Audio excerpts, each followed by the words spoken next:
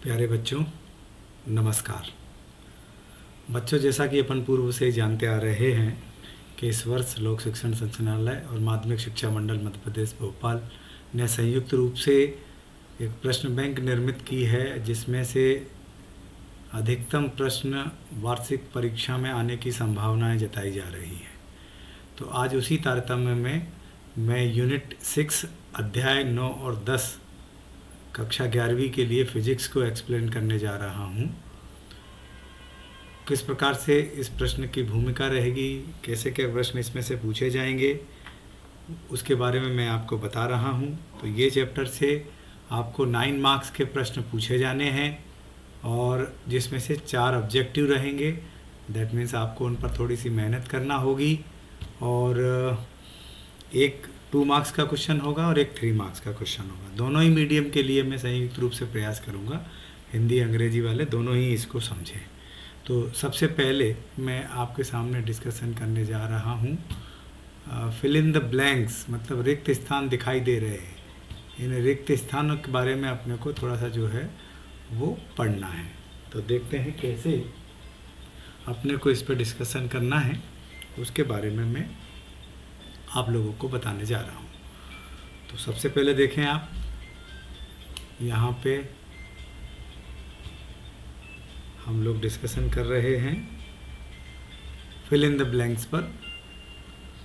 देखिए, एकांक क्षेत्रफल पर कार्य करने वाले प्रत्यानयन बल को कहते हैं, है ना। हिंदी में अगर बात करें तो ये हो जाएगा आपका प्रतिबल, प्रतिबल, है ना। यहाँ देखो ये रीस्टोरिंग फोर्स है और ये यूनिट एरिया पे काम करने वाले रीस्टोरिंग फोर्स को पूछ रहे हैं। तो रीस्टोरिंग फोर्स को जो यूनिट एरिया पे काम करता है उसको अपन स्ट्रेस कहते हैं, ठीक। यानी फोर्स फार्मूला हो जाएगा इसका P=F/A, ठीक है। अगला, यदि चरम सामर्थ्य बिंदु और विभाजन बिंदु पास पास हों तो द्रव्य को कहते हैं, ठीक है। ये कहलाता है आपका भंगूर, ठीक है ना। इसमें पूछा गया है, ये है अल्टीमेट स्ट्रेंथ और ये है फ्रैक्चरर पॉइंट। अल्टीमेट स्ट्रेंथ और फ्रैक्चरर पॉइंट यदि पास पास हों तो इसको अपन कहते हैं बीटल बॉडीज,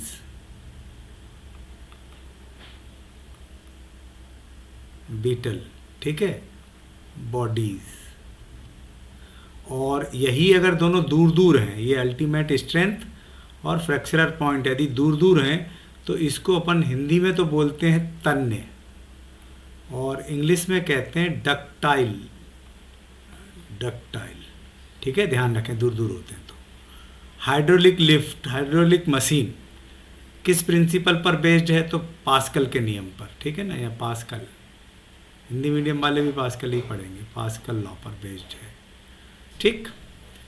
चक्रण करती हुई यानी स्पिन करती हुई मूवेबल बॉल, है ना, कार्यरत गतिक उत्थापक जो उस पर मतलब एक लिफ्ट फोर्स काम करता है, के प्रभाव को क्या कहते हैं? तो हिंदी इंग्लिश वाले दोनों ही इसको लिखेंगे माइनर इफेक्ट, माइनर प्रभाव। इंग्लिश वाले ध्यान दें, माइनर इफेक्ट कहते हैं इसको, ठीक। जो बर्नौली थ्योरम पर बेस्ड प्रिंसिपल है उसी पे काम करता है। पानी और कांच के लिए संपर्क कोण का मतलब होता है एंगल ऑफ कांटेक्ट। वाटर और कांच के लिए एंगल ऑफ कांटेक्ट होता है 8 डिग्री का। हाँ, ध्यान दें, यहाँ पे क्लीन वाटर प्योर वाटर और क्लीन ग्लास के लिए एंगल ऑफ कांटेक्ट मतलब होता है 0 डिग्री का। जनरल वाटर, जनरल ग्लास के लिए 8 डिग्री का और सिल्वर और वाटर के लिए होता है 90 डिग्री का और ग्लास और मरकरी के लिए होता है 139 डिग्री का एंगल ऑफ कांटेक्ट, संपर्क कोण। ध्यान रखेंगे आप लोग, ठीक है। विस्कोसिटी का पूछा है। अगला मल्टीपल चॉइस क्वेश्चन है, ताप बढ़ाने पर गैसों की श्यानता, मतलब टेम्परेचर को इंक्रीज करने पर गैसों की विस्कोसिटी के बारे में पूछा है। तो यहाँ लिख देना इंक्रीज, मतलब बढ़ जाती है, हिंदी मीडियम वाले कहेंगे बढ़ जाती है, इंक्रीज हो जाती है, ठीक है। और टेम्परेचर को इंक्रीज करने पर द्रवों की श्यानता मतलब विस्कोसिटी ऑफ लिक्विड, तो यहाँ लिखना टेम्परेचर को बढ़ाने पर ये डिक्रीज हो जाती है, डिक्रीज मतलब घट जाती है, ध्यान रखना। प्रतिबल का मतलब स्ट्रेस। स्ट्रेस कैसी राशि है, तो यहाँ बता दो आप कि ये एक अदिश स्केलर क्वांटिटी है। यहाँ पे आप लिख दो स्केलर क्वांटिटी, ठीक है। इस प्रकार से आपके ये ऑब्जेक्टिव पूरे होते हैं। और अब अपन मल्टीपल चॉइस क्वेश्चंस देखें तो यहाँ पूछा गया है निम्नलिखित में से सर्वाधिक इलास्टिक सब्सटेंस कौन सा है। इलास्टिक सब्सटेंस, प्रत्यास्थ पदार्थ सबसे इलास्टिक, तो यहाँ जो बताए गए हैं जैसे ये कॉपर है, ये स्टील है ना, ये रबर है, ये प्लास्टिक है, तो इन सब में सबसे ज़्यादा इस्पात, ठीक है ना, स्टील सबसे ज़्यादा इलास्टिक है। श्यानता गुणांक का मात्रक पूछा जा रहा है, तो श्यानता गुणांक का मात्रक जो है अपन चाहें तो इसमें से कर सकते हैं अपन ऐसा। श्यानता गुणांक मतलब कोफिशिएंट ऑफ विस्कोसिटी, तो इसका यूनिट होता है पॉइस। पॉइस डायमेंशन फार्मूले से भी कैलकुलेट कर सकते हो, अदरवाइज जो है आप उस तरीके से, ये CGS यूनिट है पॉइस, ठीक। आप चाहो तो इस फार्मूले का इस्तेमाल करके यहाँ से यूनिट निकाल सकते हो, ईटा A dV/dx, ये कोफिशिएंट ऑफ विस्कोसिटी जो पूछा है आपसे, ये फोर्स है, श्यान फोर्स, ये एरिया ऑफ लेयर्स है, और ये लेयर्स की वेलोसिटी ग्रेडियंट मतलब वेग प्रवणता है। ये वेलोसिटी है, ये डिस्टेंस है, ये एरिया है, ये फोर्स है, इसको निकाल के इसको निकाल सकते हैं आप। पॉइस होती है इसकी यूनिट, ध्यान रखना, ठीक। अगला क्वेश्चन है, दो विभिन्न आकार के साबुन के बुलबुले आपस में जुड़ जाते हैं, कौन सा बुलबुला पूर्ण गोल होगा। छोटा बड़ा दोनों पूर्ण गोल होंगे, जुड़ते समय निर्भर करता है। बेसिकली देखो ये थोड़ा सा क्वेश्चन मुझे अटपटा सा लग रहा है। इन्होंने ये कहा कि दो डिफरेंट साइज के सॉप के बबल हैं, इनको आपस में जोड़े तो कौन सा जो बबल है वो ज़्यादा स्फेरिकल होगा। तो ध्यान दें सरफेस टेंशन के कारण यानी पृष्ठ तनाव के कारण हर एक वस्तु कम से कम क्षेत्रफल प्राप्त करने की प्रवृत्ति रखती है, टेंडेंसी रखती है, और उसके कारण वो सबसे छोटा स्फेरिकल रूप लेने की प्रवृत्ति रखती है, नेचर रखती है सरफेस टेंशन के कारण। तो यहाँ छोटा सबसे ज़्यादा स्फेरिकल होगा, ये ऑप्शन अपन बता सकते हैं, दर्शा सकते हैं। जैसे पानी की बूंदें होती हैं, अपन ऊपर उछालें तो वो स्फेरिकल शेप लेती हैं गोल, ऐसे ही 100 बबल के साथ भी घटित होता है, तो आप इसको बता सकते हो। कांच की केश नली को किसी द्रव में, केश नली का मतलब यहाँ कैपिलरी से है, ठीक है। ग्लास की कैपिलरी को किसी लिक्विड में डुबो रहे हैं तो केश नली में द्रव का तल है ना, लिक्विड का सरफेस नीचे गिर जाता है। द्रव और कांच के बीच में एंगल ऑफ कांटेक्ट आपसे पूछा गया है, स्पर्श कोण पूछा गया है, किसके किसके, द्रव और कांच के बीच में। भैया ध्यान रखना, जब कैपिलरी का मतलब होता है बहुत कम रेडियस की यूनिफॉर्म डायमीटर की एक ट्यूब, है ना, बहुत कम त्रिज्या की एक समान व्यास की एक नली। तो केश नली को जब लिक्विड में अपन डुबोते हैं तो कभी तो उसमें लिक्विड ऊपर चढ़ जाता है, कभी नीचे दब जाता है ना। नीचे दबता तब है जबकि जो एंगल ऑफ कांटेक्ट बनता है द्रव और सॉलिड के बीच में, मतलब लिक्विड और सॉलिड के बीच में, वो एक्यूट 90 डिग्री से कम होना चाहिए। और नीचे दबता, ऊपर चढ़ता है तो 90 डिग्री से कम होना चाहिए, और नीचे दबता है तो अधिक कोण होना चाहिए, अर्थात 90 डिग्री से अधिक का होना चाहिए। तो यहाँ आंसर रहेगा आपका 100 डिग्री, ठीक है। जैसे एंगल ऑफ कांटेक्ट मैंने मरकरी के लिए बताया था 139 डिग्री का होता है, तो स्वाभाविक है कि मरकरी में अगर हम ग्लास की कैपिलरी को डुबोएंगे तो 139 डिग्री का जो एंगल बनता है वो 100 से ज़्यादा का होगा, मतलब 90 से ज़्यादा का होगा। अधिक कोण बनता है एक्यूट, तो एक्यूट इसमें एक ही है नीचे गिरने के लिए, तो 100 का एंगल ऑफ कांटेक्ट यहाँ पर बनेगा 100 डिग्री का, ठीक।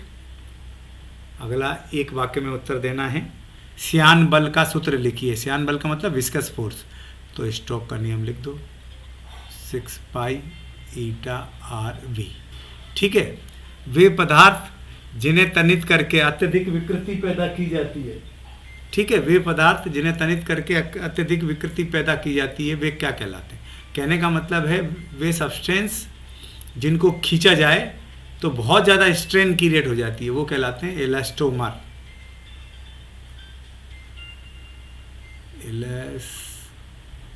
इलास्टोमर हिंदी में इलास्टोमर लिख सकते हो, अब हिंदी का मुझे वर्ड से याद नहीं है, आप शब्दों में इलास्टोमर लिख दो इसको, है ना। प्रतिबल का मात्रक, स्ट्रेस का यूनिट पूछा जा रहा है, तो प्रतिबल का मात्रक क्या होता है, फोर्स अपॉन एरिया, तो ये हो जाएगा न्यूटन पर मीटर स्क्वायर। ठीक है। चट्टानों के प्रत्यास्थ गुणों यानी इलास्टिक प्रॉपर्टी के बेस पर पृथ्वी पर किसी पर्वत की अधिकतम ऊंचाई लगभग कितनी हो सकती है, यानी सरफेस पे जो रॉक हैं उनकी मैक्सिमम कितनी हाइट हो सकती है, तो भैया यहाँ पे ध्यान रखना 10 किलोमीटर की मैक्सिमम हाइट चट्टानों की 10। माउंट एवरेस्ट जो है वो 8,848 किलोमीटर की 8,848 मीटर की हाइट है, मतलब लगभग 9 किलोमीटर की हाइट है, जो कि 10 से कम है। ये ध्यान रखना, इलास्टिक प्रॉपर्टी के कारण कोई भी रॉक जो है वो 10 किलोमीटर की हाइट से ज़्यादा का नहीं हो सकता। गैस दाब किसको कहते हैं, गैज प्रेशर, तो भैया रियल प्रेशर और एटमॉस्फेरिक प्रेशर यानी वास्तविक दाब और वायुमंडलीय दाब के अंतर को गैज प्रेशर कहते हैं। इसको P माइनस PA, ये एटमॉस्फेरिक प्रेशर है, ये रियल प्रेशर है, इसके अंतर को गैज प्रेशर कहते हैं। ठीक है, यानी पानी के अंदर कोई प्रेशर देख रहे हो और एटमॉस्फेयर सरफेस पे देखो, उसका जो डिफरेंस आएगा वो कहलाएगा गैस प्रेशर। ठीक। तरल के प्रवाह यानी फ्लूइड के फ्लो को मेजर करने के लिए किस डिवाइस का यूज़ करते हैं, तो यहाँ लिख लो आप वेंचुरी मीटर, हिंदी वाले भी वेंचुरी मीटर लिखेंगे हिंदी में। ठीक है, वेंचुरी मीटर का यूज़ किया जाता है। ठीक, ओके। अगला, किसी द्रव के स्वतंत्र पृष्ठ का क्षेत्रफल बढ़ाने पर उसके ताप पर क्या प्रभाव पड़ता है, मतलब लिक्विड का फ्री सरफेस आप इंक्रीज कर रहे हैं तो टेम्परेचर पर क्या इफेक्ट पड़ेगा, तो यहाँ लिख सकते हो आप टेम्परेचर बढ़ जाएगा, मतलब इंक्रीज हो जाएगा, इंक्रीज हो जाएगा। ठीक है। किसी द्रव के प्रति एकांक क्षेत्रफल पृष्ठीय ऊर्जा को क्या कहते हैं, तो हिंदी में तो लिखेंगे पृष्ठ ऊर्जा, है ना। क्या कहना चाह रहा है, किसी लिक्विड के यूनिट एरिया पर सरफेस एनर्जी को क्या कहते हैं, तो यहाँ लिख लो आप सरफेस एनर्जी।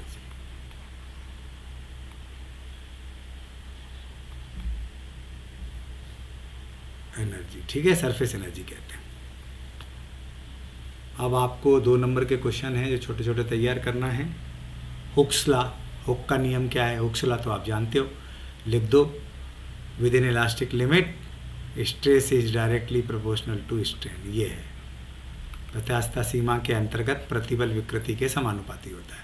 पास्कल का नियम क्या कहता है, पास्कल कहते हैं कि साम्य अवस्था में, मतलब इक्विलिब्रियम की कंडीशन में लिक्विड के हर पार्ट का प्रेशर सेम रहता है, मतलब साम्य अवस्था की स्थिति में द्रव के हर भाग का ताप जो है समान होता है। धारा रेखी का मतलब है स्ट्रीमलाइन फ्लो, विशुद्ध प्रवाह का मतलब टर्बुलेंट फ्लो में कोई 2 डिफरेंस लिखना है, तो हम आपको 2 डिफरेंस पहले बता चुके हैं, आप लोग इसमें से लिख सकते हैं। एक तो एक में तो डेफिनेशन लिख दो, दूसरा यहाँ लिख दो कि यहाँ पे इसकी जो वेलोसिटी होती है, जो वेग होता है वो क्रिटिकल यानी क्रांतिक वेग से कम होता है, यहाँ क्रांतिक वेग से अधिक होता है। ऐसे 2 लिख दो, एक में डेफिनेशन, एक में बर्नौली का सिद्धांत, बर्नौली प्रिंसिपल लिखना है आपको। स्टेटमेंट लिख दो उसका, क्या लिखोगे कि जब कोई नॉन विस्कस इनकम्प्रेसिबल लिक्विड किसी अन्य यूनिफॉर्म असमान अनुप्रस्थ काट की ट्यूब में स्ट्रीमलाइन फ्लो में फ्लो होता है, तो ट्यूब के हर पॉइंट पर एकांक द्रव्यमान मतलब यूनिट मास और एकांक आयतन मतलब यूनिट वॉल्यूम की टोटल एनर्जी कंजर्व रहती है। और उसका स्टेटमेंट लिख देना ऐसा करके, P plus DGH plus half DV square is equal to constant, ऐसा लिख देना। ये मैंने यूनिट वॉल्यूम का लिख दिया है, मास का तुम लिख देना। कांच के स्वच्छ समतल पृष्ठ पर जल फैलाने का प्रयास करता है, जबकि पारा उसी पृष्ठ पर बूंदें बनाने का प्रयास करता है, क्यों?